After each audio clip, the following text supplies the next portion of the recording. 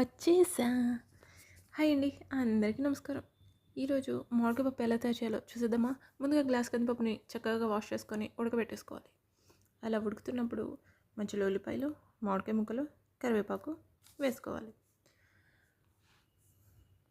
వేసుకున్న తర్వాత అది కొంచెం మగ్గిన తర్వాత పసుపు, ఉప్పు యాడ్ చేసుకోవాలి. యాడ్ చేసుకొని మూత పెట్టుకోవాలి. ఏంటి మరి పెట్టేశారా? మూత పెట్టుకున్న తర్వాత కొంచెం కారం కూడా యాడ్ చేసుకోవాలి.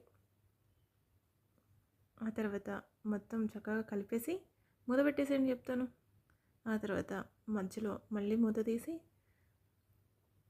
ఉడికిందో లేదో చెక్ చేసుకొని చక్కగా కలుపుకొని మళ్ళీ మూత పెట్టేయండి చెప్పేస్తా.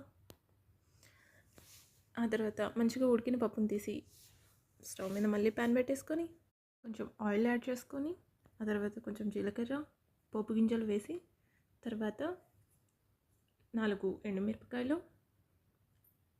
అండ్ ఉల్లిపాయలు యాడ్ చేసుకొని చక్కగా ఫ్రై చేసుకోవాలి. ఆ తర్వాత కరివేపాకు కూడా వేసుకొని మధ్యలో కొంచెం ఇంగువ యాడ్ చేసుకొని ఆ తర్వాత పప్పు వేసుకోవడమే. అంతేనండి, మామిడికాయ పప్పు రెడీ.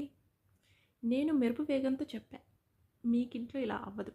మీరు చిన్నగా చక్కగా కుక్ చేసుకొని నాకు కామెంట్ చేయండి ఎలా వచ్చిందో. ఓకేనా? ఈ సీజన్లో ఫస్ట్ చేసిన మ్యాంగో పప్పు టేస్ట్ కమ్మగానే ఉంటుంది. సో మీరు కూడా ట్రై చేసి ఎలా వచ్చిందో నాకు చెప్పేయాలి మరి, సరేనా? ముందైతే సబ్స్క్రైబ్ చేసుకోవాలి, బిగులు చేసుకోండి చెప్పేస్తాం. ఆ తర్వాత కామెంట్ చేయండి, లైక్ చేయండి, షేర్ చేయండి, మర్చిపోద్దే. లాస్ట్లో కరివేపాకు వేసారనుకోండి డెకరేషన్కి బాగుంటుంది. ఓకేనా? సరే మరి ఉంటాను. Bye bye, take care.